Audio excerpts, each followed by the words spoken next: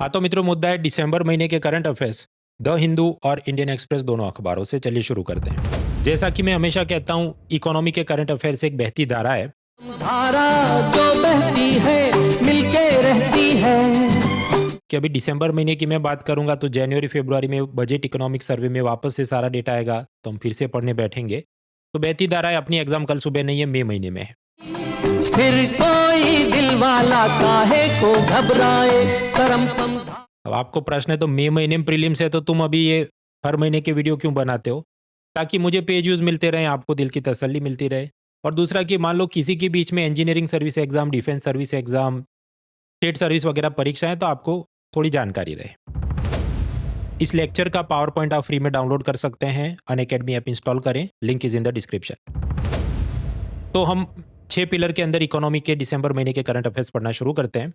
सबसे पहले pillar 1, money, banking, finance, insurance, और उसमें सेंट्रल बैंक डिजिटल करेंसी, मतलब आरबीआई अपने करेंसी नोट्स पेपर में प्रिंट ना करे, डिजिटली जारी करे, ये तो आप जानते हैं। अब इसमें एक नया मुद्दा ये आया, देखिए, अगर मैं अपने ये पैसे एक बटवे में वॉलेट में रखता हूं तो बैंक मुझे ब्याज नहीं देगा, क्योंकि ये मेरे पास पैसा पड़ा है। लेकिन अगर मैं ये पैसे अगर बैंक में रखूंगा तो बैंक वाला मुझे सेविंग्स इंटरेस्ट देगा, बराबर है। तो जब आरबीआई या कोई भी सेंट्रल बैंक ये पेपर करेंसी डिजिटल स्वरूप में जारी करती है, तो बाय डिफॉल्ट ये माना जाता है कि इस पर आपको ब्याज नहीं मिलेगा, क्योंकि ये तो आपके पॉकेट में रहेगा। तो central bank digital currency is treated as a non interest bearing currency. चाहे भारत में चाहे यूरोपियन यूनियन में इसके जो एक्सपेरिमेंट्स चल रहे हैं उसमें यही बात है कि तुमको डिजिटली जो पैसा ये मिला है, इस पर ब्याज नहीं मिलेगा। लेकिन चीन ने यह कहा कि हमारी जो सेंट्रल बैंक डिजिटल करेंसी, जिसका कोड नेम है ECNY, उस पर हम 1 जनवरी 2026 से ब्याज देना शुरू करेंगे। अब वो ये पूरी प्रोसेस कैसे करेंगे, उसकी PhD हम करने नहीं बैठेंगे, क्योंकि अखबारों ने भी इस पर अभी ज़्यादा बात की नहीं है। आगे बढ़ते हैं। इंटरमीडिएशन कॉस्ट, देखिए, एक तरफ डिपोजिटर्स हैं, दूसरी तरफ बोरोवर्स हैं, और बीच में बैंक और नॉन बैंकिंग फाइनेंशियल कंपनी वाले फाइनेंशियल इंटरमीडियरीज, मतलब बीच में ब्रोकर का काम करके पैसा घुमाते हैं। तो ये धंधा करने में बैंक को भी खर्च आएगा, उसे हम क्या कहेंगे? Intermediation cost. For example, staff को सैलरी देनी है, सर्वर है, ऑफिस का रेंट चुकाना है, वगैरह वगैरह। अब रिजर्व बैंक ये सब बैंकों को ये कह रहा है कि आप अपने ये इंटरमीडिएशन कॉस्ट को कम करो, ताकि लोन और सस्ते हो सके। अब देखिए, आरबीआई गवर्नर ने अपनी तरफ से तो रेपो रेट, मतलब लोन इंटरेस्ट रेट, काफ़ी सस्ते करवाए। अब उसके प्रपोर्शन में क्या बैंकों के लोन और सस्ते होंगे? तो उसकी एक फॉर्मूला है, एक्सटर्नल बेंचमार्क फॉर्मूला। उस हिसाब से मान लो कि रेपो रेट अगर 5% है, तो बैंक का लोन हो सकता है 15% पे जाए। अब आप कहे तो फिर दोनों के बीच इतना गैप क्यों है? क्योंकि बीच में भाई धंधे के खर्चे आ जाएंगे ना, कि बैंकों को अपना प्रॉफिट मार्जिन चाहिए। जिसको लोन दे रहा है उसका रिस्क प्रोफाइल क्या है? अगर एक गवर्नमेंट एम्प्लॉय को लोन दिया तो उसका रिस्क कम है। कोई टिकटॉक वीडियो बनाने वाले को दिया तो उसका रिस्क ज़्यादा है, क्योंकि ऐप ही बैन हो गया तो वो लोन कैसे चुकाएगा? तो उस हिसाब से अलग अलग बोरोवर्स को अलग अलग ब्याज पे लोन मिलते हैं। और तीसरा कि बैंकों को अपना ये इंटरमीडिएशन कॉस्ट भी तो देखना है। तो आरबीआई क्या चाहता है कि देखो, मैंने तो पिछले 1 साल में रेपो रेट काफ़ी कम कर दिया, आपने लोन सस्ते किए बराबर, पर अभी इसको और सस्ता करने का स्कोप है, अवकाश है। और वो कैसे होगा? जब इंटरमीडिएशन कॉस्ट कम हो। अगर हम प्रैक्टिकली सोचे तो आरबीआई क्या कहना चाहता है कि ये सब बैंकों ने अपना खर्चा कम करना है, तो प्रैक्टिकली कैसे होगा कि तुम लोग स्टाफ को नौकरी से निकाल दो, कम लोगों को रखो, या जितने रिटायर होते हैं उसके बाद नई भर्तियां कम करो। दूसरा, ये जो आपका कस्टमर कंप्लेन के लिए स्टाफ होगा उसको हटा के एआई चैट बॉक्स टाइप का वेबसाइट पे बना दो, आदमी उसमें घूमता रहे, ये करो। और तीसरा कि बैंक अपनी ब्रांचेस कम कर दें। मान लो चंडीगढ़ में 30 ब्रांच हो, उसकी जगह नहीं 10 ही रखो, भले आदमी को 10 किलोमीटर दौड़ के जाना पड़े, लेट इट बी। अगर ये सब करेंगे तो आप समझते हैं कि इंटरमीडिएशन कॉस्ट कम हो जाएगा। लेकिन आप समझिए, यहाँ पर कस्टमर की समस्या भी तो बढ़ेगी साथ ही साथ, खासकर कंप्लेन रेट्रेसल में। 2022 में यूपीएससी ने एक निबंध पूछा, वीडियो पॉज करके पढ़िए। 4 3 2 1। अतः यही बात है ना कि एक तरफ आपको चॉइस चाहिए कि मुझे लोन सस्ते चाहिए, दूसरी तरफ ये भी कि वो बैंक ने बेस्ट कस्टमर सपोर्ट भी देना चाहिए। तो दो चॉइस हैं, क्या दोनों सही हैं? ऑफकोर्स आप जस्टिफाई कर सकते हैं कि थोड़ा दुखड़ा हम सह लेंगे, बस लोन सस्ता हो जाए हमारा। You are right. तो ऐसे काउंटर आर्ग्यूमेंट भी निबंध में लिखे जा सकते हैं, क्योंकि आपको 1000-1200 शब्द लिखने हैं तो फेवर में, अगेंस्ट में, सपोर्ट में बहुत सारे आपको अलग अलग एग्जाम्पल दे के बातें चलानी होती। तो प्रीलिम्स में ये जो मैंने अभी आपको बात की वो पूछी जाए उसका बहुत कम स्कोप है, लेकिन मेंस में यहाँ वहाँ पे ये सब लिख सकते हैं। आगे बढ़ते हैं। आरबीआई मनी सप्लाई को कंट्रोल करता है ताकि लोन के ब्याज दर ऊपर नीचे हो सके, उस हिसाब से पब्लिक जो शॉपिंग करती है उसकी डिमांड चेंज की जा सकती है, महंगाई को कंट्रोल कर सकते हैं, जीडीपी को बढ़ा सकते हैं। उसके अलग अलग टूल्स है, उसमें एक है open market operation. Open market operation मतलब वहाँ पर आरबीआई सेकेंडरी मार्केट में गवर्नमेंट सिक्योरिटी खरीदती है, बेचती है और मनी सप्लाई को कंट्रोल करती है। अब आप समझो इसकी थियरी आपको एक बार पता होनी चाहिए। फिर ये तो हर 2 महीने पे मान लो ये समाचार आया, RBI injects 50,000 crore durable liquidity in the banking system via OMO. मतलब क्या आरबीआई ने गवर्नमेंट सिक्योरिटीज खरीदी होंगी बैंकों से और सामने उनको 50,000 करोड़ दिए होंगे ताकि और लोन सस्ते हो सके, मनी सप्लाई जो बढ़ गया। तो ऐसा करंट अफेयर्स एक एक लाइन का कोई यूपीएससी नहीं पूछती, वो पूछेंगे तो आपको थियरी पूछेंगे कि ओपन मार्केट ऑपरेशन कैसे काम करता है या उससे क्या इकोनॉमी को आप चेंज कर सकते हैं। उसी तरह एक और मुद्दा है डॉलर स्वैप या करेंसी स्वैप, कि आरबीआई के पास अपने फॉरेक्स रिजर्व में जो डॉलर पड़े हैं वो बैंकों के साथ रुपये में अदला बदली करेगा, फिर 2 साल बाद वापस रिवर्स स्वैप करेगा कि मैंने आपको डॉलर दिए थे वो वापस दो, मैं आपको रुपये वापस करता हूँ। ऐसे स्वैप क्यों करेगा? ताकि बैंकों के पास डॉलर ज़्यादा आ जाए। तो बैंक जो फॉरेक्स एजेंट का भी काम करते हैं, तो भारत से जो फॉरेन इन्वेस्टर पैसा लेके भाग रहे हैं, रुपये को डॉलर कन्वर्ट कराना चाहते हैं, उनको वो दे सके ताकि करेंसी एक्सचेंज थोड़ा स्टेबल रहे। जैसे करेंसी स्वैप भी वो अलग अलग टाइम पे करता रहता है। तो हमें थियरी पता होनी चाहिए, बॉल बाय बॉल कॉमेंट्री यहाँ पर नहीं देखनी है। बॉल बाय बॉल कॉमेंट्री का आप बहिष्कार करें। देखिए एक तो काम ये हो सकता है कि इकोनॉमी के नाम पे आप रोज कुआं खोदो कि कोई करंट अफेयर्स में टर्म्स आया और उसको थियरी में पढ़ने बैठो, या एक बार तमीज से पूरी थियरी आप पढ़ लो, बाकी जो चलता रहे करंट अफेयर्स में बहती धारा है। और वैसे भी आप जानते हैं कि पिछले 1 साल का करंट अफेयर्स इकोनॉमी में ऐसा बहुत खास नहीं पूछते, वो 2, 3, 5 साल पुरानी चीज़ें, कंटेम्पररी इशू ज़्यादा पूछते हैं। तो प्रीलिम्स के लिए ज़रूरी ऐसी सारी थियरी और करंट अफेयर्स, कंटेम्पररी इशू सब कुछ कवर करते हुए मेरा इकोनॉमी का कोर्स दिसंबर 25 तारीख से लॉन्च हो चुका है। तो अभी तो लगभग 1-2 हफ्ते ही हुए होंगे, तो it is not too late to join. और अनअकैडमी का ये सब्सक्रिप्शन मॉडल है, उसमें केवल आपको ये प्रीलिम्स का कोर्स जिसमें इकोनॉमी, ज्योग्राफी, पॉलिटी सब कुछ शामिल है, पावर हाउस बैच है 9999। और अगर आपको प्रीलिम्स और मेंस दोनों के लिए ज्वाइन करना है तो 17999 में अवेलेबल है using the discount code mronal.org। और उसमें ना सिर्फ इकोनॉमी, सारे सब्जेक्ट आपके कवर हो रहे हैं। और अभी अनअकैडमी का एक सीएससी एश्योर ऑफर है, वो ऐसा कि अगर आप 18 मंथ्स या उससे ज़्यादा का सब्सक्रिप्शन लेते हैं और फिर भी आप प्रीलिम्स में फेल होते हैं तो आपको एक्स्ट्रा एक्सटेंशन फ्री में मिलेगा। लेकिन उसकी 2 शर्तें, पहला कि 18 महीने या उससे ज़्यादा का सब्सक्रिप्शन लिया हो, और दूसरा कि क्लास में आपकी अटेंडेंस रेगुलर हो, आपने नियमित मॉक टेस्ट दिए हों। और अनअकैडमी के ये अलग अलग क्लासरूम ऑफरिंग्स का फ़ायदा उठाकर पिछले एग्जाम सीजन में 8080 से ज़्यादा लर्नर्स ने यूपीएससी क्रैक किया था। इसमें मॉक इंटरव्यू वाले जोड़े तो ये नंबर और बढ़ जाता है।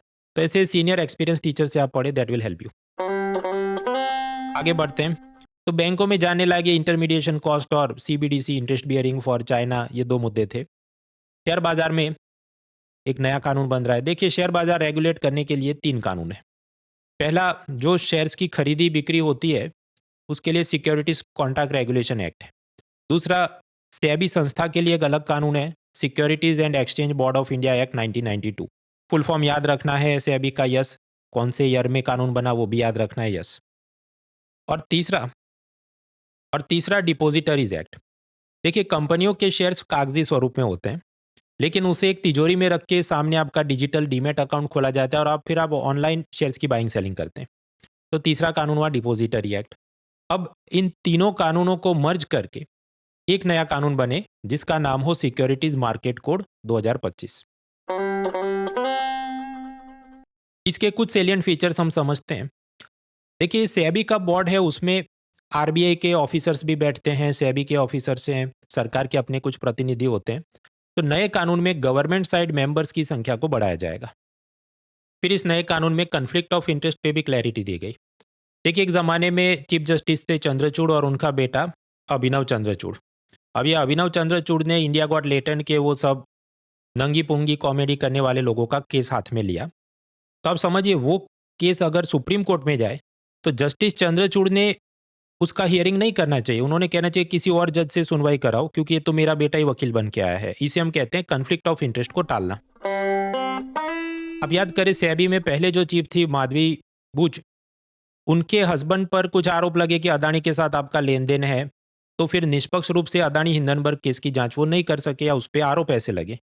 तो अब ज़्यादा क्लैरिटी दी गई है इस नए सिक्योरिटी मार्केट कोड में कि किसी मेंबर का कन्फ्लिक्ट ऑफ इंटरेस्ट कब माना जाएगा, कि आपका जीजा साला जमाई किसका उस व्यक्ति के साथ लेन देन है, और अगर आप उसमें डिसीजन ले रहे हैं तो आपको क्या बोर्ड से हटाया जाएगी कि नहीं, वगैरह टेक्निकल रिफॉर्म्स लिए गए। तीसरा, ओम्बड्समैन यानी शिकायत निवारण अधिकारी। तो आरबीआई में ऐसा अधिकारी होता है, इंश्योरेंस का जो आईआरडीआई संस्था है उसमें भी ऐसा अधिकारी होता है।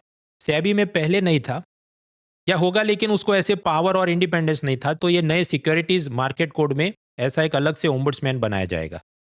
और चौथा, छोटे छोटे अपराधों में व्यक्ति को जेल नहीं होगी, डीक्रिमिनलाइजेशन। फॉर एग्जाम्पल, ये अगर आपको ड्राइविंग क्लास शुरू करने हैं तो खुद के पास ड्राइविंग का लाइसेंस होना चाहिए। उसी तरह आपको शेयर बाजार में दूसरों को इन्वेस्टमेंट एडवाइस देनी चाहिए तो उसके लिए अपने सेबी में रजिस्टर करना पड़ता है। ऐसे अनरजिस्टर अगर आप किसी को कुछ बोलते हैं तो वो सब इलीगल है। जैसे एक व्यक्ति अवधूत साठे, उस पर 500 करोड़ से ज़्यादा जुर्माना लगा क्योंकि बिना लाइसेंस लिए वो ऐसी सब कोचिंग कोर्सेज बेच रहे थे। ऐसे अलग अलग केसेस में कहाँ जेल हो सकती है, कहाँ पर जुर्माना पेनल्टी देके छूट सकते हैं, उस पर ज़्यादा क्लैरिटी मिली है। शेयर मार्केट में मैंने आपको बताया एक तो नया कानून बना। दूसरा मुद्दा है interest arbitrage and yen carry trade. अगर जापान में 2% ब्याज पे लोन मिलते हो और भारत में 8% ब्याज पे लोन मिलते हो, तो मैं जापान से पैसा लाकर भारत में लोन में दूं तो 8 - 2 यानी 6% का प्रॉफिट होगा। इसे हम क्या कहें, इंटरेस्ट आर्बिट्राज। येन कैरी ट्रेड क्या है कि जापान के बैंकों से सस्ता लोन मिले मुझे, येन करेंसी 2% ब्याज पे मैं लेके आऊं और भारत के शेयर बाजार में इन्वेस्ट करूं जहां मान लो 8% प्रॉफिट हो रहा है, तो मुझे जो मुनाफा हुआ that is called yen carry trade. ये भी एक प्रकार का आर्बिट्राज ही है। तकलीफ कब होगी कि जापान की सेंट्रल बैंक ने वहां लोन महंगे कर दिए। इस कारण से अब वहां से आप लोन लेके आएंगे, भारत के शेयर बाजार में इन्वेस्ट करेंगे, तो एक तो तकलीफ ये रही कि इस साल मतलब 2025 में हमारा शेयर मार्केट लगभग फ्लैट रहा, मुश्किल से 8% ही उसने मुनाफा दिया। तो एक तो उधर से पैसा लाया महंगे ब्याज पे और इधर पर खास फायदा है नहीं, उस पर टैक्स भी अलग अलग प्रकार के चढ़ते हैं। तो now yen carry trade may not be that profitable, ये एक चिंता का विषय। दूसरा, हमारे भारत की कुछ सरकारी कंपनियों ने जापान से लोन लेके रखे हैं येन करेंसी में। अब उसमें भी उधर ये अगर इंटरेस्ट रेट चेंज हुआ तो ऐसे जो लोन होंगे जिसमें जापान के रेपो रेट के हिसाब से वो लोन का ब्याज ऊपर नीचे जाए तो हमारी कंपनियों को तकलीफ होगी। तीसरा ये भी हो सकता है कि क्योंकि जापान के लोन महंगे हुए, उस हिसाब से जापानीज करेंसी का भारत की करेंसी के मुकाबले जो एक्सचेंज रेट है वो बदल जाएगा। तो हमारी भारत की सरकारी कंपनियां कमाती रुपयों में है, उसको येन में कन्वर्ट करके वापस देना पड़ेगा तो ज़्यादा देना पड़े, ये भी तकलीफ हो सकती है। So many challenges. हालांकि प्रीलिम्स के लिए तो एक आध लाइन में समझना था, मैंने बता दिया इंटरेस्ट आर्बिट्राज और येन कैरी ट्रेड। ये ऊपर की जो बात है वो मेंस के लिए समझनी है कि किसी एक देश में उनकी सेंट्रल बैंक उनका भला चाहेगी महंगाई से लड़ना है, अपने जापानीज लोन महंगे करो, और उसका जो परकोलेट होके जो उसकी आफ्टर शॉक है हमारे भारत के बाजार में भी दिख सकती है। तो इकोनॉमी इज ग्लोबली इंटरकनेक्टेड। उसके बाद pillar 1D, insurance pension financial inclusion. तो उसमें तो क्या नया कानून आया इंश्योरेंस का, सबका बीमा सबकी रक्षा बिल।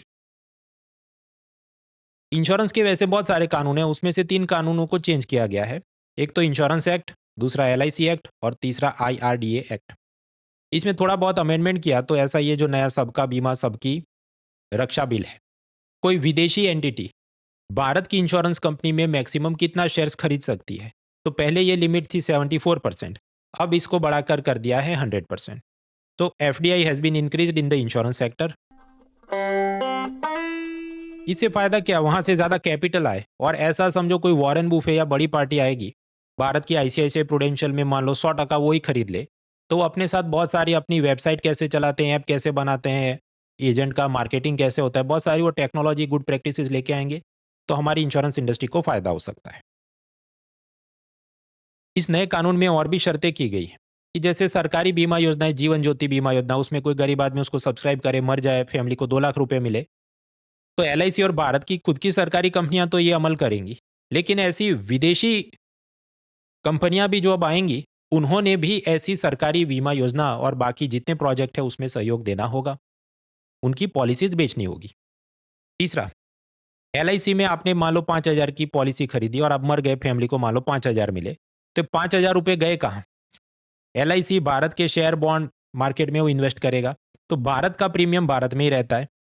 ऐसी अब विदेशी कंपनियां जो आएंगी उन्होंने भी भारत के क्लाइंट का पैसा भारत में ही इन्वेस्ट करना होगा। ऐसा नहीं कि ये पैसा लेके हम अमेरिका इन्वेस्ट करेंगे और आप मर गए तो हम उधर से आपको इधर पैसा भेजेंगे। नो। चौथा, शेयर बाजार रेगुलेट करने की सेबी संस्था है, उसे तो सर्च सीजर पेनल्टी के बहुत ज़्यादा पावर्स हैं। उसके मुकाबले इंश्योरेंस रेगुलेटर IRDAI के पावर्स कम थे, तो इस नए कानून द्वारा ये पावर सारे बढ़ाए गए। पांचवा, बहुत सारे टेक्निकल रिफॉर्म्स लिए गए कि कोई फॉरेन री इंश्योरेंस कंपनी को भारत में आना है तो मिनिमम नेट ओन फंड कितने होने चाहिए, 5,000 करोड़ की 1,000 करोड़। दो कंपनियों को मर्ज करना है इंश्योरेंस इंडस्ट्री में, तो कितने परसेंटेज उनका मर्जर हो रहा है उस पर IRDAI का परमिशन लेना है नहीं लेना है। लेकिन जब हम UPSC के पुराने पेपर्स देखें तो इतना टेक्निकल वो पूछते नहीं, तो हम बहुत ज़्यादा दिमाग खर्च नहीं करेंगे। आगे बढ़ते हैं। वीडियो पॉज करके क्वेश्चन ट्राई करो। 4 3 2 1। देखिए, पहला तो करेक्ट है, गैम्बलिंग टोबैको कंपनियों में फॉरेन इन्वेस्टमेंट अलाउड नहीं है भारत में। दूसरा रॉन्ग है, क्योंकि वो क्या बोला है, 51% से बढ़ा के 100 किया, नहीं भाई 74 से 100 किया। फिर सेकंड पिलर पे चढ़ते हैं, बजट टैक्सेशन। दो मुद्दे थे, एक तो गुटखा पे नए टैक्सेस लगेंगे और दूसरा टैक्स रिफंड में डिले हो रहे हैं। अब विमल पे 4 जात के टैक्सेस, उस पे 5 मिनट का वीडियो मैं ऑलरेडी बना चुका हूँ। हालांकि उसका छोटा सा शॉर्ट इधर डालता हूँ, आपको पूरा देखना है तो इसी चैनल पे मिल जाएगा। हाँ तो मित्रों, गुटखा पे 2 नहीं 4 जात के टैक्स लगेंगे और उसके लिए सरकार 2 नए बिल यानी विधेयक लेके आई है। सबसे पहले तो GST की क्रोनोलॉजी आप समझ लीजिए। 2017 से पहले जब GST नहीं था तो ये गुटखा पान मसाला के उत्पादन पर केंद्र सरकार का एक्साइज ड्यूटी यानी उत्पाद शुल्क लगता था और उसको बेचने पर राज्य सरकारों का वैल्यू एडेड टैक्स यानी वैट लगता था। उसके बाद क्रोनोलॉजी में 2016 में नोटबंदी होती है और उसके 1 साल बाद 2017 में GST आता है, तो केंद्र सरकार का CGST और राज्य सरकार का SGST लगता है। अच्छा, कौन से राज्य का SGST? जहां पर ग्राहक बैठ के ये गुटखा खा रहा है वो कस्टमर के डेस्टिनेशन स्टेट को SGST मिलता है। इसके अलावा केंद्र सरकार डिजास्टर मैनेजमेंट के लिए नेशनल कैलेमिटी कंटिजेंट ड्यूटी यानी NCCD भी लगाती है। इसके अलावा राज्यों को मुआवजा देने के लिए कॉम्पेंसेशन सेस भी दिया जाता है, क्योंकि राज्यों का ये कहना था कि देखो पहले वैट था, उसके मुकाबले हम GST अपना रहे तो हमारा लॉस हो रहा है, इसलिए केंद्र सरकार उनको पैसा देती है। अब ये जो कॉम्पेंसेशन सेस लगता है गुटखा पान मसाला आदि चीज़ों पर, वो अगले साल 2026 मार्च में ख़त्म होने वाला है। तो अगर वो सेस ख़त्म हो गया तो फिर ये गुटखा पान मसाला सस्ता हो जाएगा, पब्लिक कंट्रोल में नहीं रहेगी, बहुत दे दनादन खाएगी, तो क्या किया जाए, नए टैक्स लगाते हैं। तो इस कारण से देखिए, एक तरफ है टोबैको प्रोडक्ट्स लाइक गुटखा, बीड़ी, सिगरेट, हुक्का, और सामने दूसरा है बिना गुटखा तंबाकू वाला पान मसाला। तो इन दोनों पर आप समझिए 40% GST तो लगेगा। इसके अलावा डिजास्टर मैनेजमेंट की NCCD ड्यूटी भी लगेगी, लेकिन मैंने बताया कॉम्पेंसेशन सेस खत्म है। उसकी जगह अब नई चीज लगेगी, टोबैको प्रोडक्ट्स पे लगेगा सेंट्रल एक्साइज ड्यूटी, और ये जो बिना तंबाकू का पान मसाला है उस पे लगेगा हेल्थ एंड सिक्योरिटी सेस। तो ये 2 नए टैक्स लगाने के लिए सरकार ने 2 अलग अलग बिल यानी विधेयक ये विंटर सेशन में दिसंबर महीने में संसद में पेश किए हैं। मित्रों, ये जो GST का पहला युग था यानी 2017 से 25, तब केंद्र का 14% और राज्य का 14% यानी कुल मिलाकर 28% GST लगता था इन पे।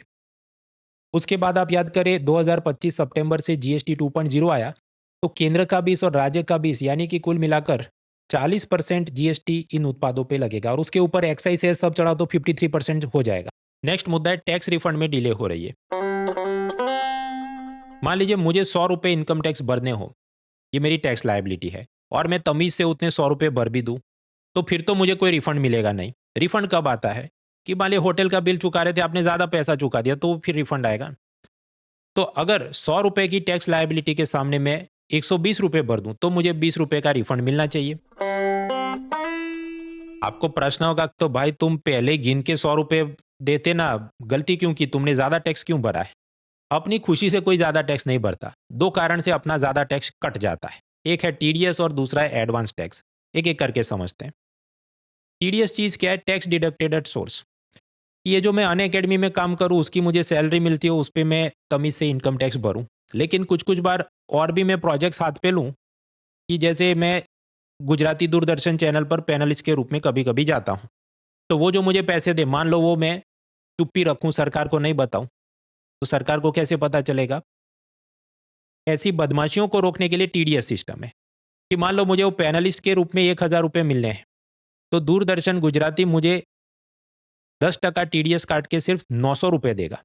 बाकी 100 रुपये वो मेरे नाम से इनकम टैक्स विभाग में जमा करेंगे और मेरा पान कार्ड लिख के देंगे ये मृणाल के नाम के कटे। अब मुझे वो 100 रुपये क्लेम करने के लिए एक तो फॉर्म भरना पड़ेगा, इनकम टैक्स रिटर्न फॉर्म। अगर मैं नहीं भरूंगा तो एट सम पॉइंट मेरे घर पे रेड हो सकती है, क्योंकि मेरा पान कार्ड नंबर लिखवा चुके हैं वो लोग। तो दैट इज टीडीएस। अब आप समझिए, अब ये टीडीएस एडजस्ट कैसे होता है कि मेरी किताबें बेच के, कोचिंग कोर्सेज बेच के मान लो 16 लाख इनकम हुई, उस पर मुझे 1,20,000 इनकम टैक्स भरना है। तो 100 रुपये तो पहले ही कट गए ना, तो मुझे अब 1,19,900 ही भरना है। तो टीडीएस ऐसे एडजस्ट होता है। दूसरा केस, मान लीजिए मैं ये इकोनॉमी की बुक्स, कोचिंग कोर्स बेच के 12 लाख रुपए ही कमा पाऊँ। तो 12 लाख रुपए तक तो इनकम टैक्स है नहीं, तो मेरी टैक्स लायबिलिटी हुई ज़ीरो, और 100 रुपये इन्होंने फिर भी काट लिए हैं। तो मुझे 100 रुपये का टीडीएस रिफंड में आना चाहिए, लेकिन उसमें डिले हो रही है, ऐसी सब कंट्रोवर्सी चली, जिस पर इंडियन एक्सप्रेस भी 2 बार आर्टिकल लिख चुका है दिसंबर में। तो मैंने आपको बताया रिफंड कब बनता है, जब आपने लायबिलिटी से ज़्यादा टैक्स भरा है। उसका एक सिचुएशन हो सकता है टीडीएस, दूसरा भी एक सिचुएशन हो सकता है एडवांस टैक्स। एडवांस टैक्स समझते हैं, वो कोई अलग टैक्स नहीं, इनकम टैक्स ही भरना है, लेकिन एडवांस में भरना है। मान लीजिए पूरा साल मैं किताबें कोचिंग बेच के 16 लाख रुपए कमाऊं, जिस पर मुझे इनकम टैक्स भरना है 1,20,000। तो ऐसा नहीं कि 31 मार्च की रात को 11:59 पे मैं टैक्स भरने जाऊं। नहीं, सरकार कहती है देखो अप्रैल में, सितंबर में, दिसंबर में और फिर मार्च में, ऐसा टुकड़े टुकड़े में आपको किश्तों में पैसा देना है, ताकि सरकार को पैसे की धारा आती रहे और सब गरीब कल्याण योजनाएं चलती रहे। ऐसा नहीं होना चाहिए सब लोग 31 मार्च को ही पैसा भरने आए। तो मतलब मुझे 4 किस्तों में भरना है, एक बार में इनकम टैक्स नहीं भरना है। इस कंसेप्ट को कहा गया एडवांस टैक्स। आप कहे पर एडवांस टैक्स तुम कैसे भर सकते हो जब तुम्हें पूरा साल खत्म नहीं हुआ, तुम्हारी पूरी इनकम आई नहीं। तो हम पिछले साल कितना कमाए थे उसको देखकर उस प्रपोर्शन में हम टैक्स भर देंगे, कि मान लो पिछले साल भी मैंने 16 लाख कमाए थे, तो मैं मान के चलूँ कम से कम इतना तो कमा ही लूंगा। तो उस हिसाब से 1,20,000 और उसके इंस्टॉलमेंट करना मैं शुरू करूं। लेकिन मान लीजिए जब साल खत्म हो और मुझे पता चले कि इस साल तो केवल 15 लाख की ही मेरी कमाई हुई है, तो यानी मुझे 1,20,000 नहीं, मान लो 1,09,000 ही भरने थे, तो मैं इंस्टॉलमेंट जो आगे भर चुका हूं उसमें मुझे कुछ रिफंड मिलना चाहिए, तो तब भी टैक्स रिफंड का सीन बनता है। तीसरा केस ऑपोजिट, कि मान लो इस बार कोचिंग सीजन में ज़्यादा मुझे कमाई हो जाए, 20 लाख रुपए मिले, लेकिन मैंने तो पिछले साल के हिसाब से 1,20,000 ही टैक्स भरा, तो मुझे एक्स्ट्रा 2 लाख रुपए जो टैक्स भरना था उस हिसाब से 80,000 और भरना पड़े, तो ये भी सीन हो सकता है। तो कुल मिलाकर टैक्स रिफंड में जो डिले होती है कुछ कुछ केस में, सरकार का क्या कहना है, देखो जिनको रिफंड नहीं मिला, तो एक तो तुमने दुबई से, स्विट्जरलैंड से पैसे कमाते हो, हमको बताए नहीं, इसलिए तुम्हारा रिफंड नहीं हो रहा है। दूसरा, तुमने ये टैक्स रिफंड क्लेम करने के लिए, अपनी टैक्स लायबिलिटी कम करने के लिए बहुत सारे कि मैंने ये धार्मिक स्थल को दान चंदे में पैसा दिया, ये सब तुम्हारे सर्टिफिकेट फर्जी हैं, इस कारण से डिले हो रहा है। और बाकी जो हैं छोटे करदाता, उनको तो रिफंड मिल ही गया है या मिल जाएगा, ऐसी सब गोली भी पिलाई जा रही है। हालांकि सोशल मीडिया यूजर्स की माने तो उनको तो काफ़ी दिक्कत हो रही है।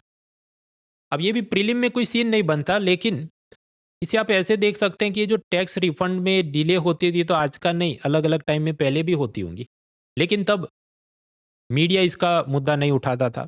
मीडिया तो शायद आज भी इसका मुद्दा नहीं उठाता होगा, लेकिन ये जो सोशल मीडिया, ट्विटर वगैरह है, उस पर हंगामा चलता है, उससे जो थोड़ा बहुत प्रेशर बना, तो सरकार को क्लैरिफिकेशन देना पड़ता है, कुछ लोगों के पैसे थोड़े थोड़े रिलीज करने पड़ते हैं। तो ये भी एक प्रकार से सोशल मीडिया का पावर है, ऐसा निबंध में, इंटरव्यू में सोचने का यह मुद्दा है। आगे बढ़ते हैं तो फिर सरकारी ऋण। हिमाचल प्रदेश जैसे छोटे छोटे राज्यों में दिक्कत यह है कि वो टूरिज्म डिपेंडेंट है, लेकिन कोरोना और उसके बाद अब कितने टूरिस्ट आए, और हिमाचल दुर्गम प्रदेश है, मतलब पहाड़ी इलाका है, तो वहाँ बड़ी बड़ी कोई कार फैक्ट्री वगैरह लगाना मुश्किल।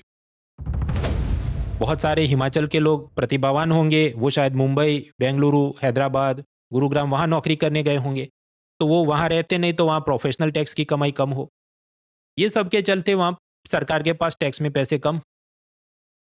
तो जो उनके विधायक होते हैं, एमएलए, उनको डेवलपमेंट के लिए कुछ फंड्स देने थे, उसमें डिले हो रही है। हिमाचल स्टेट का जो सरकारी कर्ज है वो उनके जीएसडीपी के 40% बराबर है। मतलब समझो हिमाचल में अगर एक साल में 100 रुपए का सब एप्पल गुड सर्विसेज का पैदावार हुआ, ग्रॉस स्टेट डोमेस्टिक प्रोडक्ट, उसके मुकाबले 40 रुपए का कर्जा है। और ये केवल हिमाचल की बात नहीं, केरला से लेके कई राज्यों में ये सब आजकल दिक्कतें आ रही है। तो ये भी प्रीलिम से ज़्यादा मेंस के लिए सोचने का मुद्दा है कि इन स्टेट्स को कैसे फाइनेंशियली वायबल बनाया जाए, क्या करना चाहिए। थर्ड पिलर इंटरनेशनल ट्रेड, तो उसमें तो देखिए डॉलर के मुकाबले रुपया गिर के 90 रुपीज़ पर हो गया। आईएमएफ ने कहा ये क्रॉल लाइक मैकेनिज्म है। ये सब पर मैं ऑलरेडी नवंबर के क्लासेस में पढ़ा चुका हूं, तो रिपीट नहीं कर रहा। नए मुद्दों में ट्रंप का गोल्ड कार्ड, हालांकि ये भी पुराना ही मुद्दा है, लेकिन उसने अनाउंस किया तो फिर से चर्चा में आया। अजय देवगन क्या भारत में वोट दे सकता है, चुनाव लड़ सकता है? जवाब है हाँ, क्योंकि वो भारत का नागरिक यानी सिटीजन है। आलिया भट्ट ये नहीं कर सकती क्योंकि वो रहती भारत में है, लेकिन सिटीजनशिप उसकी ब्रिटेन की है, यानी वो एक रेसिडेंट है भारत की। तो ट्रंप क्या बोल रहा है कि ये मेरा गोल्ड कार्ड या ट्रंप कार्ड जो है, आप 1 से लेके 5 मिलियन डॉलर दे दो अमेरिकी सरकार को, और हम आपको रेसिडेंसी मतलब आलिया भट्ट टाइप का बना देंगे। उसमें 1 मिलियन डॉलर दिए तो एक लेवल का कार्ड मिलेगा, 5 मिलियन डॉलर में दूसरा प्लेटिनम लेवल का कार्ड मिलेगा, उसमें आपको टैक्स में भी माफी मिलेगी, वगैरह वगैरह। आगे बढ़ते हैं।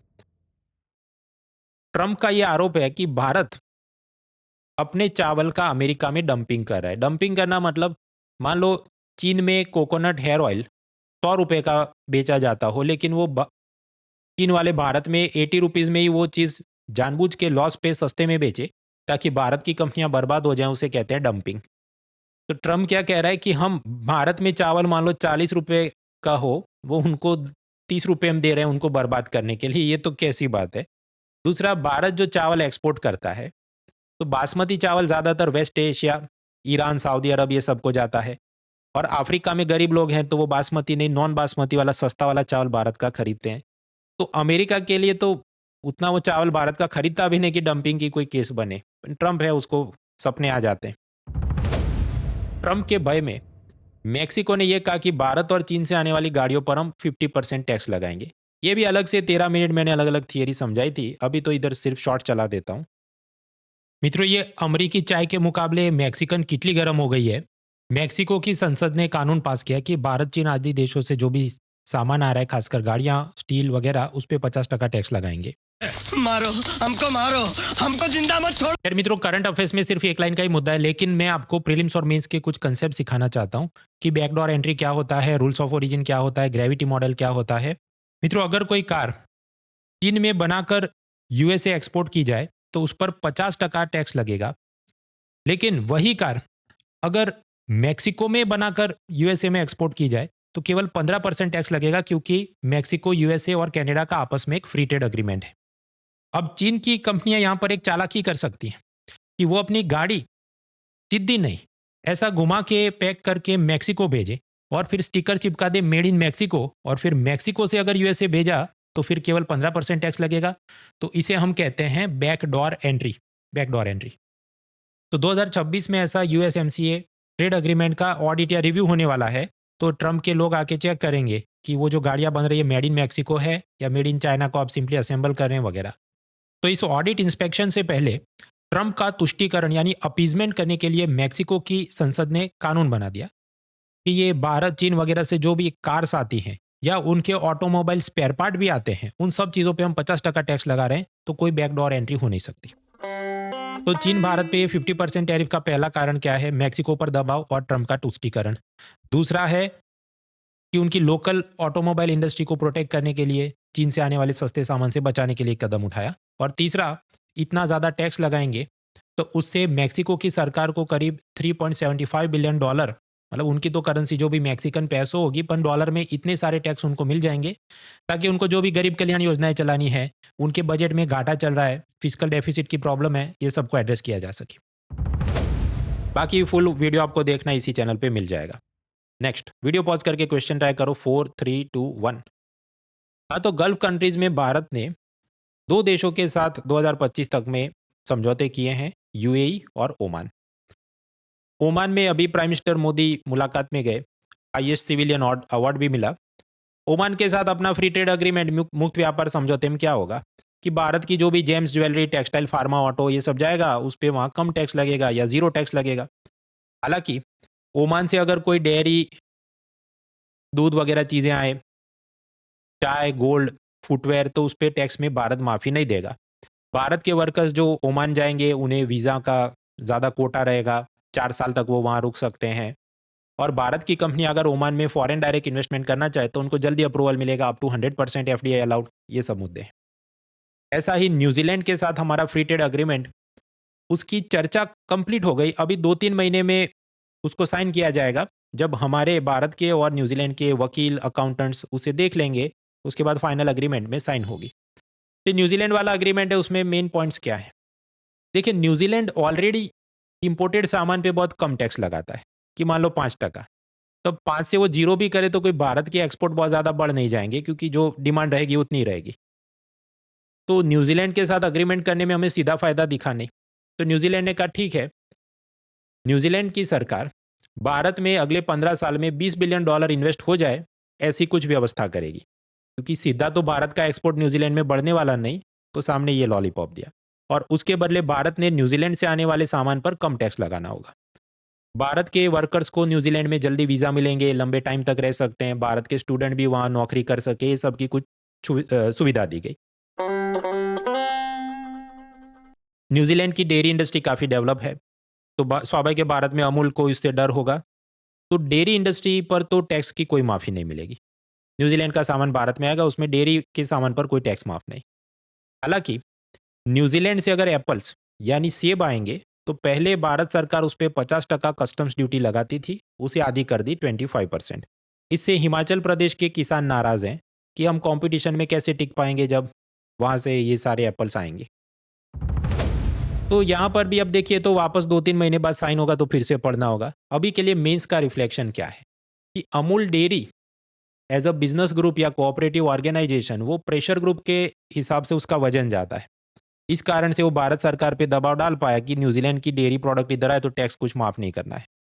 उसके मुकाबले हिमाचल एक तो छोटा राज्य, उसमें भी किसान, और वो भी केवल सेब की खेती करने वाले किसान, हो तो और छोटा एक वोटर ग्रुप या प्रेशर ग्रुप बना, तो उतना वो लॉबी प्रेशर कर ही नहीं पाएगी कि वो कुछ उसके फेवर में डिसीजन हो।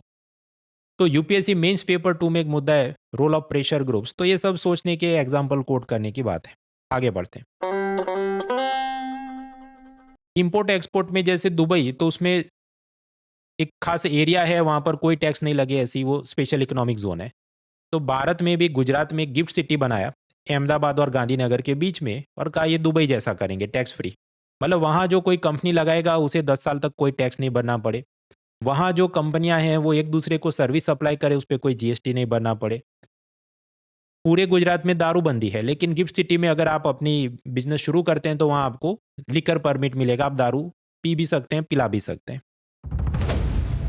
और ये सब के चलते गिफ्ट सिटी में इतना ही मजा है जो केमन आइलैंड्स नाम के एक देश में टैक्स हेवन में मजा आता है। ऐसी सब बात एक आईएएस ऑफिसर ने कही, वो सब प्रेस में आया था, मैंने आपको बताया।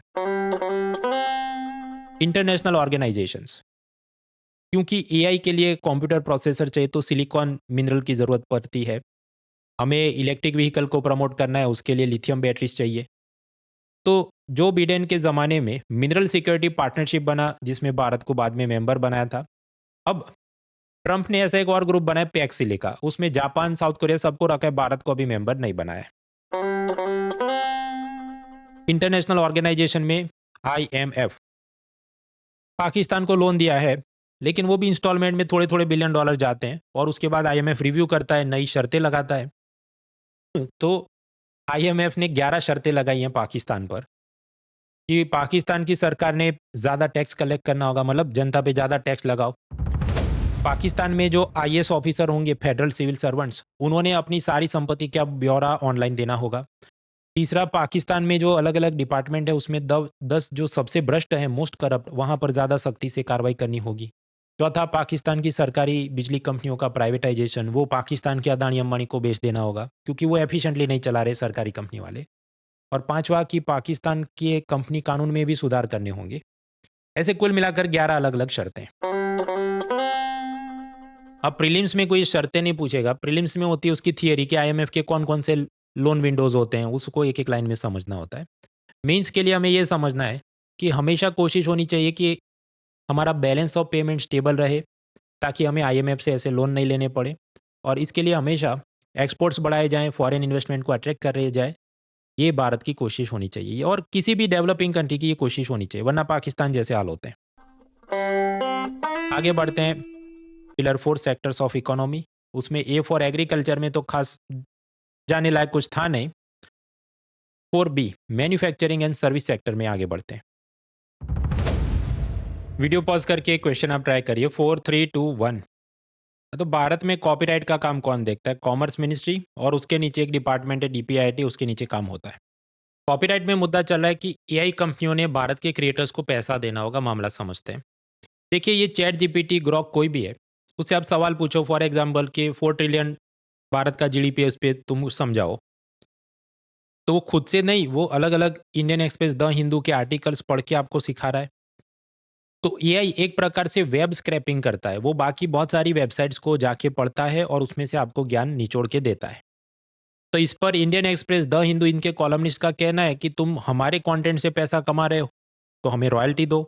जस्ट लाइक अगर मैं इस वीडियो में कोई टी सीरीज का गाना डालूंगा तो यूट्यूब मुझे पैसा नहीं देगा, उसमें से टी सीरीज हक ले लेगा।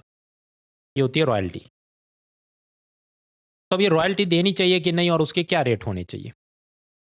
तो कॉमर्स मिनिस्ट्री ने एक कमिटी बनाई, उन्होंने ये कहा ये जितनी AI कंपनियां हैं वो पूरी दुनिया में जितना पैसा कमाती है, मान लो $100, उसका X% of their global income AI कंपनियां एक फंड में डाले, और उसके बदले भारत सरकार इन कंपनियों को देगी एक ब्लैंकेट लाइसेंस कि भारत की जितनी वेबसाइट्स है उनका वेब स्क्रैपिंग करो और सब कंटेंट यूज करो, और उस तिजोरी में जो पैसा पड़ा है वहां से रॉयल्टी मिलेगी भारत के क्रिएटर्स को, जिसमें आएंगे न्यूज साइट्स, ऑथर्स और म्यूजिशियंस।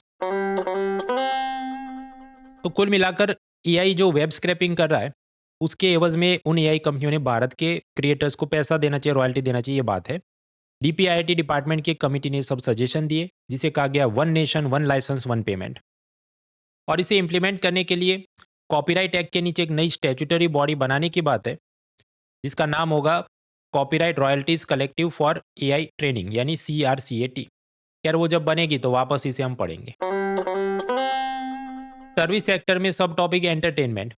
तो नेटफ्लिक्स ने वार्नर ब्रदर्स नाम के एक स्टूडियो को खरीद लिया, उसके नीचे जितने शोज हैं, HBO टीवी चैनल है, सब उनके हाथ में आ गया।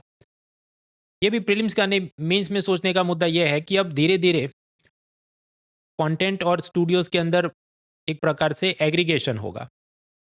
तो जो नेटफ्लिक्स चाहेगा उसी प्रकार की मूवीज बनेगी। हो सकता है वो अपने सब्सक्रिप्शन का भाव बढ़ा दे, लेकिन आपके पास विकल्प कम रहेंगे, क्योंकि पहले HBO टीवी चैनल उसकी अलग स्ट्रीमिंग सर्विस हुआ करती थी। इंडिपेंडेंट फिल्म मेकर जिनको वार्नर ब्रदर्स में मूवी बनाने के लिए फंडिंग मिलता था, नेटफ्लिक्स के मैनेजर मना कर दे कि नहीं, हमें तो एक ही टाइप का वेब सीरीज कंटेंट चाहिए, तुम्हारा ये नए जात का में नहीं एक्सपेरिमेंट करना। नेटफ्लिक्स की कुछ ये भी जिद है कि कोई भी मूवी जो बनेगी वो 14-15 दिन में स्ट्रीमिंग प्लेटफॉर्म पे आ जानी चाहिए, सिनेमा से उतर जानी चाहिए। अगर ऐसा हुआ तो सिनेमा ओनर्स की कमाई कम हो जाएगी। ये सब कंट्रोवर्सी चलती है। तो मतलब अगर हम कैपिटलिज्म के नाम पे कंपनियों को छूट दे दें कि तुमको जैसा मर्जर एक्विजिशन करना है करो, is it always for the benefit of consumers? इस पर ये सोचने का मुद्दा है, जो मेंस या निबंध में कुछ बड़ा इकोनॉमी पर आप चर्चा कर रहे हैं। आगे बढ़ते हैं, पिलर 4D GDP।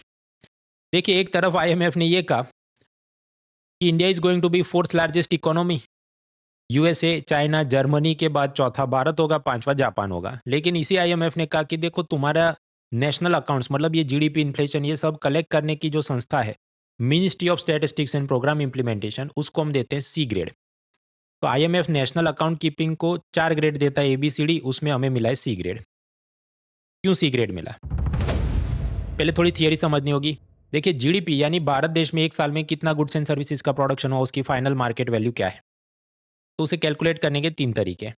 पहला है एक्सपेंडिचर मेथड की consumption plus investment plus government expenditure plus export minus import.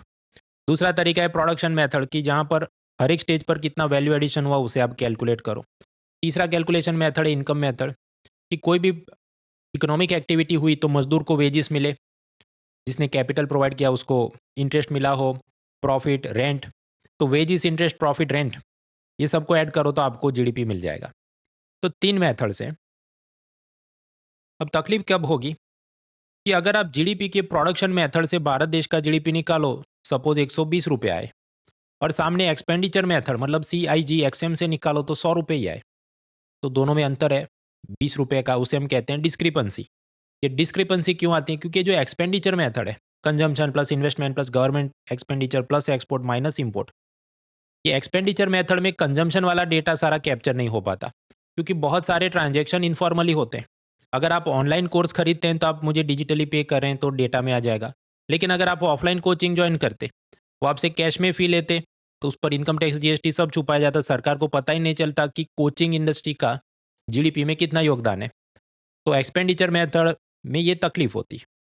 अब खैर ये तो डिस्क्रिपेंसी तो किसी भी देश में आ सकती है, लेकिन भारत में ये डिस्क्रिपेंसी बहुत ज़्यादा आ रही है। क्यों? क्योंकि यहाँ पर ब्लैक मनी पैरेलल इकोनॉमी का न्यूसेंस ज़्यादा है। इस कारण से आईएमएफ ने हमें सी ग्रेड दिया है। दूसरा, आईएमएफ ने कहा तुम जो जीडीपी को एडजस्ट करते हो महंगाई के मुकाबले, वो तुम्हारा तरीका गलत है। देखिए, एक होता है करंट जीडीपी कि पिछले साल 2 प्याज पैदा हुए जिसका 25-25 यानी 50 रुपये भाव था। इस साल केवल 1 प्याज पैदा हुआ लेकिन महंगाई बढ़ी है इसलिए उसका भी भाव 50 रुपये। तो आप ये नहीं कह सकते दोनों साल में जीडीपी सेम है, आपके बराबर है। तो इसको आप किसी एक साल के बेस ईयर के हिसाब से आप एडजस्ट करो कि 2011 में महंगाई कितनी थी, उसके मुकाबले कितनी महंगाई बढ़ी, उस हिसाब से आप एडजस्ट करो तो आपको मिलता है रियल जीडीपी। तो इकोनॉमिक एनालिसिस में फाइनली हमें चाहिए रियल जीडीपी। तो क्या करना चाहिए? रियल जीडीपी आपको चाहिए तो GDP at current market price, उसे हमें डिफ्लेट करना होगा, यानी महंगाई के साथ एडजस्ट करना होगा। तो डिफ्लेटर से डिवाइड करें। आपके पास ये डिफ्लेटर क्या है? तो भारत में होलसेल प्राइस इंडेक्स जो महंगाई नापने का एक सूचकांक है, उसे हम डिफ्लेटर के रूप में यूज़ करते हैं। इसमें तकलीफ यह है कि होलसेल प्राइस इंडेक्स में केवल फिजिकल गुड्स की महंगाई नापी जाती है, सर्विसेज जैसे होटल, टूरिज्म, एंटरटेनमेंट, सिनेमा, ये सब उसमें काउंट नहीं होता। इस कारण से क्या नंबर गलत आते हैं, तो हमें सी ग्रेड मिला है। आईएमएफ की तीसरी शिकायत ये थी कि तुम्हारे जीडीपी, कंज्यूमर प्राइस इंडेक्स, ये सब के जो बेस ईयर हैं वो बहुत पुराने हो चुके हैं, उसे बदलना चाहिए। हालांकि सरकार वो काम करने वाली है और इस 2026 साल से आपको धीरे धीरे नया डेटा मिलेगा। तो ये सब कारणों से आईएमएफ ने भारत को सी ग्रेड दिया। आगे बढ़ते हैं pillar 5 infrastructure, energy, transport, highway, ये सब में। वीडियो पॉज करके क्वेश्चन ट्राई करो। 4 3 2 1। तो देखिए, भारत में न्यूक्लियर पावर प्लांट कौन लगा सकता है? पहले केवल सरकारी कंपनियां ये काम कर सकती थी। शांति बिल की मदद से प्राइवेट सेक्टर कंपनियां, अदानी वगैरह भी ऐसे प्लांट्स लगा सकते हैं। तो न्यूक्लियर एनर्जी को रेगुलेट करने के 2 इंपॉर्टेंट कानून है भारत में। एक है 62 का एटॉमिक एनर्जी एक्ट और दूसरा है 2010 का सिविल लायबिलिटी एक्ट कि अगर न्यूक्लियर प्लांट में विस्फोट हो गया, लोगों का नुकसान हुआ, तो कौन कितना पैसा देगा। इन दोनों कानूनों को कंबाइन करके, विलीन करके एक नया कानून बन रहा है शांति। उसका फुल फॉर्म वैसे लिखा है लेकिन याद करना इतना मुझे इंपॉर्टेंट नहीं लगता। तो इस नए कानून में रिफॉर्म क्या कि सरकार के साथ साथ प्राइवेट सेक्टर कंपनियां भी न्यूक्लियर एनर्जी में जुड़ सकती हैं। पहले न्यूक्लियर रिलेटेड आप कोई भी इन्वेंशन करें उस पर पेटेंट नहीं मिलता था। जैसे मान लीजिए मैं कोरोना की नई दवाई बनाऊं तो मुझे पेटेंट मिलेगा, तो अगर तीसरी कंपनी वो बनाना चाहती है वो मुझे रॉयल्टी दे। न्यूक्लियर एनर्जी में ऐसा नहीं था, लेकिन नए कानून में बोला कि अब से nuclear energy related research development के भी पेटेंट्स मिल सकते हैं। नेक्स्ट, भगवान नहीं करे विस्फोट हो गया, तो पुराने कानून में 1500 करोड़ की मैक्सिमम लायबिलिटी उस कंपनी की बनती थी। नए कानून में ऐसा है कि 100 करोड़ से लेकर 3000 करोड़ की लायबिलिटी बनती है। डिपेंड करता है कि वो प्लांट कितना बड़ा था, कितने मेगावाट की बिजली पैदा हो रही थी। मान लीजिए अगर टेररिस्ट अटैक के चलते ये ब्लास्ट हुआ है, तो फिर कंपनी की कोई जिम्मेदारी नहीं बनती। उसमें जो भी विक्टिम्स हैं उनको पैसा देना सरकार की जिम्मेदारी होगी और इसके लिए सरकार अलग से एक न्यूक्लियर लायबिलिटी फंड बनाएगी। ऐसा जो विस्फोट हुआ उसके चलते रेडिएशन, तो वो तो देश की सरहदों को नहीं देखेगा, नेपाल, बांग्लादेश, भूटान तक पहुंच सकता है, उनके लोगों को बीमार कर सकता है। तो ऐसे पड़ोसी और विदेशी देश भी कॉम्पेंसेशन मांग सकते हैं, उनका हक बनेगा depending on some terms and condition. ये भी शांति एक्ट में लिखा है और सभी को फास्टर कॉम्पेंसेशन मिलने की बात है। ये सब अमल करने के लिए नीचे स्टैट्यूटरी बॉडी है, एटॉमिक एनर्जी रेगुलेटरी बोर्ड। मान लीजिए उसने कहा कि अदानी को 100 करोड़ जुर्माना देना है, तो अदानी अपील में कहाँ जा सकते हैं? Atomic energy redressal advisory council. अलग से एक डिपार्टमेंट भी है, डिपार्टमेंट ऑफ एटॉमिक एनर्जी। ये सीधा प्राइम मिनिस्टर को रिपोर्ट करता है, ये याद रखना है। मतलब ऐसा नहीं कि ये वाला डिपार्टमेंट मिनिस्ट्री ऑफ पावर या रिन्यूएबल एनर्जी की मिनिस्ट्री या तीसरी कोई मिनिस्ट्री नहीं है, सीधा पीएम को रिपोर्ट करते हैं। एनर्जी के बाद ट्रांसपोर्टेशन। तो भारत की सिविल एविएशन मिनिस्ट्री, नागरिक उड्डयन मंत्रालय ने कुछ 3-4 रीजनल एयरलाइंस को एनओसी, नो ऑब्जेक्शन सर्टिफिकेट दिया कि तुम भी उड़ाओ। कि जैसे उत्तर प्रदेश में एक शंख एयर नाम की नई एयरलाइन शुरू होगी, केरला में अल हिंद और केरला, ऐसी कुछ कंपनियों को परमिशन मिली है। लेकिन द हिंदू इंडियन एक्सप्रेस के कॉलमनिस्ट का कहना है कि ऐसी जो रीजनल एयरलाइंस को परमिशन मिली तो उससे कोई इंडिगो की मोनोपोली टूटने वाली नहीं है। पहले भी ऐसी प्रादेशिक सब जो हवाई सेवा आई थी वो ज़्यादातर कंपनियां बंद हो गई। उसके 3-4 कारण समझते हैं। देखिए, अगर शंख एयर उत्तर प्रदेश में प्लेन उड़ा रहा है, मान लो वाराणसी से लखनऊ, तो ये तो ऐसा अंतर होगा ना कि लोग गिनने बैठेंगे, अच्छा ट्रेन में क्या किराया होता है, बस में क्या भाव चलता है। तो consumer will be more sensitive. इसमें सीजनलिटी ज़्यादा होगी कि टूरिस्ट सीजन में ज़्यादा मिलेंगे, नॉर्मल डेज पे कम पैसेंजर मिलेंगे। कोई भी प्लेन बिगड़ता है तो मेंटेनेंस, रिपेयर, ओवरहॉल सर्विस चाहिए। लेकिन उसका रिपेयर मेंटेनेंस करने के लिए भारत में इतनी इंडस्ट्री डेवलप नहीं है, तो या तो सिंगापुर या ब्रिटेन या अमेरिका प्लेन उड़ा के ले जाना पड़ेगा, उधर रिपेयर कराना है, वहाँ के लोग डॉलर करेंसी में, फॉरेन करेंसी में पैसा मांगेंगे। तो जो रुपया अपना कमज़ोर हो रहा है, ऐसी प्लेन आप उड़ा रहे हैं, आपको और खर्चे बढ़ जाते हैं, प्रॉफिट मार्जिन कम हो जाता है। थर्ड, पैसेंजर प्लेन जो उड़ता है तो उसमें नीचे तो जगह खाली होती है, वहाँ पर आप कार्गो लोड करते हैं, बेली कार्गो जिसे कहा जाता है। तो इंडिगो इसमें भी बहुत पैसा कमाता है।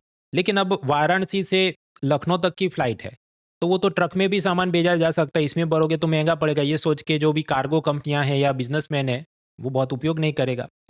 और ऐसे जो प्लेन होंगे वो छोटी साइज़ के होते हैं, तो उनकी बेली कार्गो कैपेसिटी वैसे भी कम होती है, तो बेली कार्गो से वो बहुत पैसे कमा नहीं सकते जैसा इंडिगो और बड़ी एयरलाइंस कमाती है। ये सब कारणों के चलते रीजनल एयरलाइन भारत में ज़्यादा सस्टेन नहीं कर पाती। ये भी प्रीलिम से ज़्यादा मेंस में सोचने का मुद्दा है, इंक्लूडिंग फॉर फिलोसॉफिकल एसेज, कि हर चीज़ जो सही लगे वो अमल करने के लिए प्रैक्टिकेबल नहीं होती। रीजनल भी, छोटे सूरत से राजकोट भी प्लेन उड़ना चाहिए, but is it economically viable, वो सोचने का विषय है। एविएशन में इंडिगो के प्लेन फ्लाइट्स कैंसिल हुई, ये बड़ा मुद्दा था। हालांकि आप में से ज़्यादातर लोगों ने पढ़ ही लिया होगा, लेकिन कोई बाद में ये वीडियो देख रहा है उसे कंटेक्स्ट नहीं है, तो मैं फिर से कहानी रिपीट कर दूं। Director general of civil aviation ने कहा कि हर एक पायलट को इतने घंटे आराम मिलना चाहिए, इतने घंटे से ज़्यादा उसने प्लेन नहीं उड़ाना चाहिए। तो कायदे से उस हिसाब से इंडिगो एयरलाइन ने या तो ज़्यादा पायलट्स को भर्ती करे या फिर वो जितनी उड़ानें चलाते हैं उसको कम करे। उन्होंने ये किया नहीं। डेडलाइन जब आई तो फिर उन्होंने अचानक से फ्लाइट्स कैंसिल करना शुरू किया। पैसेंजर्स ने हाहाकार मचा दिया, सरकार पे प्रेशर बना, तो सरकार ने इंडिगो को बहुत सारी छूट दे दी कि ठीक है बाद में तुम इस डेडलाइन का अमल करना। तो एक प्रकार से इंडिगो ने पैसेंजर और सरकार को अपनी ये नियर मोनोपोली सिचुएशन से अपने हिसाब से काम करवाए। That was the challenge. ये भी प्रीलिम से ज़्यादा मेंस का मुद्दा है कि ये एक दो ही एयरलाइंस भारत में बची है, एक ये इंडिगो और दूसरी एयर इंडिया जो कि टाटा के हाथ में है। छोटी और भी होंगी लेकिन वो इनको टक्कर नहीं दे पाती। तो इंडिगो का ये जो नियर मोनोपोली स्ट्रक्चर है, क्या ये कंज्यूमर के हित में है? जब हम कहते हैं कैपिटलिज्म या मार्केट फ्रेंडली पॉलिसी या ईज ऑफ डूइंग बिजनेस होना चाहिए, तो कहाँ तक होना चाहिए, वगैरह वगैरह। हवाई जहाज से अब नीचे उतरते हैं, समुंदर की जो बंदरगाह यानी पोर्ट सेफ्टी, वो कौन देखता है? अभी ये सब जिम्मेदारी बिखरी बिखरी है कि कोस्ट गार्ड भी देखेंगे, सीआईएसएफ भी देखेंगे, नेवी भी देखेगी और राज्य की पुलिस भी देखेगी। तो इन सब पे कोऑर्डिनेशन के लिए एक नया स्टैट्यूटरी बॉडी बनाया गया है, ब्यूरो ऑफ पोर्ट सिक्योरिटी। इसके नीचे तुरंत जो हथियार कमांडो खड़े रहेंगे वो सीआईएसएफ के होंगे और बाकी संस्थाओं के साथ ये लोग कोऑर्डिनेट करेंगे। अब ये जो ब्यूरो ऑफ पोर्ट सिक्योरिटी बनी, तो क्रिटिसिज्म क्या है? देखिए, भारत में जितने भी बंदरगाहें दो प्रकार के होते हैं, मेजर पोर्ट्स और minor ports. Major ports union के में आते हैं, माइनर पोर्ट्स का काम ज़्यादातर स्टेट देखता है।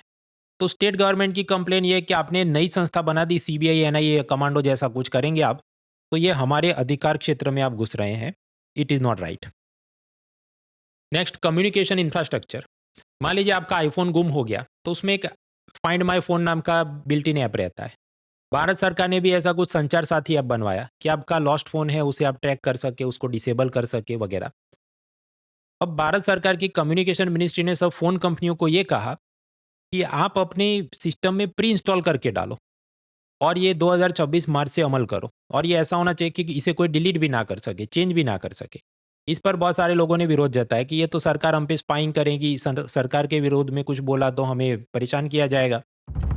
तो काफ़ी विरोध के बाद सरकार ने नाप तोल के चेंज कर दिया।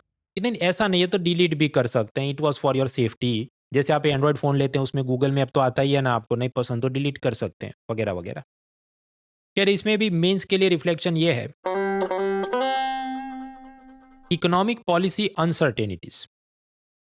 एक बार सरकार कुछ कहती है, विरोध हो, उसके बाद बदल जाती है। इसके चलते फॉरेन इन्वेस्टर्स भारत में कम आते हैं, ऐसा इकोनॉमिक सर्वे ने खुद कहा है। और दूसरा, जब ऐसा नया नया ऐप इंस्टॉल करो तो एप्पल कंपनी ये बातें मानेगी नहीं। यूरोपियन यूनियन या अमेरिकी सरकार हो तो उसकी बात मान जाती है, भारत सरकार की वो बात नहीं मानेगी। वो कहे ठीक है, मैं मलेशिया या फिलीपींस में अपनी फैक्ट्री शिफ्ट करता हूँ। एक तरफ तो ये प्रोडक्शन लिंक्ड इंसेंटिव स्कीम और ऐसे सब लॉलीपॉप सब्सिडी दे दे के लेके आए हैं फॉरेन कंपनियों को यहाँ भारत में, और फिर टाइट करेंगे वो वापस चले जाएंगे। वीडियो पॉज करके क्वेश्चन ट्राई करो। 4 3 2 1। देखिए, ध्रुव इनिशिएटिव ऐसा है कि मान लो मेरा पोस्टल एड्रेस हो मृणाल पटेल, प्लॉट 123 सेक्टर 45 चंडीगढ़, तो जो भी डाक कुरियर आएगा इस एड्रेस पे आएगा। अब पोस्ट डिपार्टमेंट ये सोच रहा है कि इसको यूपीआई जैसा लेबल कर देते हैं ना कि मृणाल@ध्रुव, और उसे स्कैन करे डाकिया या कुरियर कंपनी, तो उसे मेरा जीपीएस, लॉन्जिट्यूड, लैटिट्यूड सब मिल जाए। आगे चंडीगढ़ से मान लो मैं दिल्ली शिफ्ट हो जाऊं, तो मैं कंप्यूटर पे उसकी वेबसाइट पे जाके एडिट कर दूं, तो मृणाल@ध्रुव, तब आप स्कैन करोगे तो दिल्ली वाला मेरा लोकेशन आपको बताएगा। तो ऐसा एक नया इनिशिएटिव, उस पर प्रोजेक्ट, पायलट प्रोजेक्ट चल रहा है। Last is pillar 6, human resource development. तो education, higher education, college education को रेगुलेट करने की एक तो यूजीसी संस्था है, एआईसीटीई है जो इंजीनियरिंग टेक्निकल कोर्स देखती है, और टीचर एजुकेशन की एक national council for teacher education है। इन तीनों को विलय करके, मर्ज करके एक नई संस्था बनेगी, वबसा, यानी विकसित भारत शिक्षा अधिष्ठान। अधिष्ठान मतलब कमीशन। अब ये जो स्टैट्यूटरी बॉडी है, ये कौन सी कॉलेजों को रेगुलेट नहीं करेगी, तो एलएलबी की नहीं करेगी क्योंकि उसकी बार काउंसिल अलग है, एमबीबीएस की नेशनल मेडिकल कमीशन अलग है, फार्मेसी, डेंटल वगैरह कॉलेजों की अपनी अलग काउंसिल रहती है, तो वो सबको अलग रखा गया। बाकी की जो नॉर्मल कॉलेज यूनिवर्सिटी हैं, including IIT, IIM, NIT, IISER, central state university, ये सबको रेगुलेट करेगा वबसा। अब ये वबसा के नीचे 3 संस्थाएं बनेगी, एक रेगुलेटरी काउंसिल, एक स्टैंडर्ड काउंसिल, और तीसरा एक्रीडिएशन। एक्रीडिएशन मतलब वो जो नाक का रेटिंग आता है, सी ग्रेड का कॉलेज है, बी ग्रेड का कॉलेज है, वो सब। कंट्रोवर्सी, देखिए पहले यूजीसी संस्था कॉलेज को रेगुलेट भी करती थी कि वहाँ सिलेबस क्या होना चाहिए, प्रोफेसर की एलिजिबिलिटी क्या होनी चाहिए, और कॉलेजों को फंडिंग भी यूजीसी देती थी।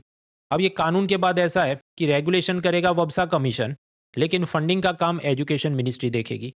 तो ऑपोजिशन रूल स्टेट्स को नाराजगी है कि अब वापस आप सेंट्रलाइजेशन कर रहे हैं और हमें फंडिंग में कम पैसा आएगा, ये सब तकलीफ होगी। देन मनरेगा, जिसका नया नाम है जी राम जी, इस पर मैं 16 मिनट का थियरी करंट का वीडियो भी बना चुका हूं। अभी के लिए आप एक शॉर्ट्स देख लो, बाकी पूरा वीडियो भी इसी चैनल पे आपको मिल जाएगा। हाँ तो मित्रों, मनरेगा योजना में 10 सुधार। सबसे पहले तो मोदी जी ने कीबोर्ड उठाया और F2 दबा के रीनेम कर दिया कि अब से मनरेगा नहीं बोलेंगे, अब से इसका नाम होगा विकसित भारत जी Ram ji. Full form video pause करके देख लेना। 4 3 2 1। दूसरा फैक्ट, मनरेगा में 100 दिनों का काम मिलता था। अगर शेड्यूल ट्राइब हो या अकाल की स्थिति हो तो 150 दिन तक भी काम मिल सकता है। उसकी जगह जी राम जी योजना में 125 दिन का रोजगार मिले। हालांकि ये बोलने की बात है, असल में 12 करोड़ वर्कर्स हैं, उसमें से 40 लाख लोग मुश्किल से ऐसे हैं जिनको 100 दिन का भी काम मिला है। ज्यादातर लोगों को केवल 50 दिन का काम मिलता है। तीसरा फैक्ट, ये मनरेगा योजना के चलते बिहार ओडिशा के मजदूर उनके गांव में काम मिल जाता था, तो पंजाब हरियाणा खेत मजदूरी के लिए कम जाते थे, तो मजदूरों की तंगी हो जाती थी। तो इसलिए नए कानून में बोला गया है जी राम जी में कि एग्रीकल्चर सीजन के दौरान 60 दिन का विराम होगा, तब मनरेगा का कोई प्रोजेक्ट नहीं चलेगा। चौथा फैक्ट, बॉटम अप अप्रोच था मनरेगा में कि राज्य सरकार अपने प्लान भेज देते थे और केंद्र सरकार उसको अप्रूव कर। लेकिन उसमें तकलीफ ये थी कि तमिलनाडु में पूरे भारत के मुश्किल से 0.1% गरीब लोग थे, लेकिन उनको पूरे भारत के मनरेगा फंड का 15% मिल जाता था, जबकि यूपी बिहार में पूरे भारत के 45% गरीब लोग, लेकिन कंबाइन उनको 17% ही मनरेगा के फंड जाते थे। तो इस इम्बैलेंस को कम करने के लिए जी राम जी योजना में ऐसा है टॉप डाउन अप्रोच कि केंद्र सरकार तय करेगी कौन से राज्य को कितना पैसा मिलना चाहिए। तो ये हुआ 5वां मुद्दा। फंडिंग पैटर्न को भी चेंज किया गया है।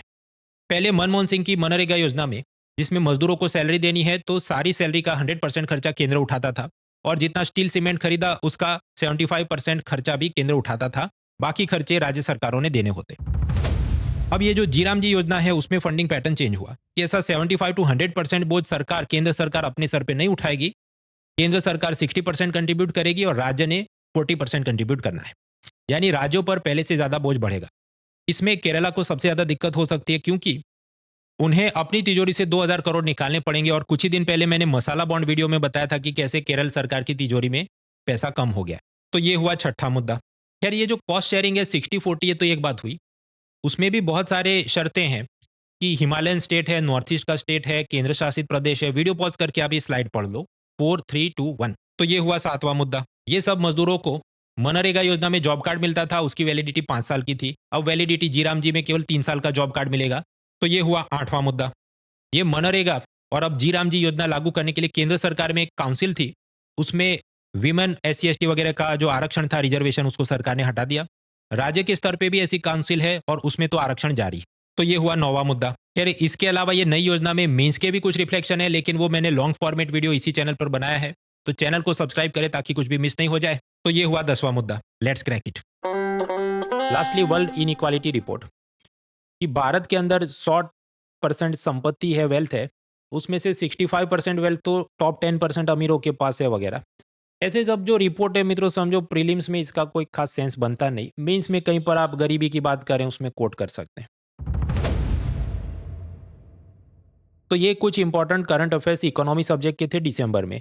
बाकी science, technology, polity, international relation, geography, environment, सबके कॉम्प्रिहेंसिव करंट अफेयर्स फ्री में आप डाउनलोड कर सकते हैं। हर महीने की मैगजीन निकलती है unacademy.com/content/upsc/downloads पे,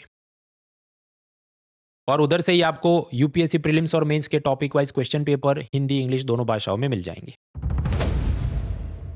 बाकी मैंने आपको बताया ये यूपीएससी का नोटिफिकेशन जो पहले फरवरी में आता था अब जनवरी में निकल रहा है, और एग्जाम साइकिल भी धीरे धीरे आगे आ रही है। तो सभी कोचिंग इंस्टीट्यूट्स अपने कोर्सेज को थोड़ा एडवांस में लॉन्च कर रहे हैं। तो मैं भी नॉर्मली इकोनॉमी का मेरा नेक्स्ट बैच जो फरवरी में निकलता था उसकी जगह क्रिसमस दिसंबर 25 से मैंने लॉन्च कर दिया है, और ये अनअकैडमी के सब्सक्रिप्शन का हिस्सा है। प्रीलिम्स और मेंस के लिए आप ज्वाइन कर सकते हैं।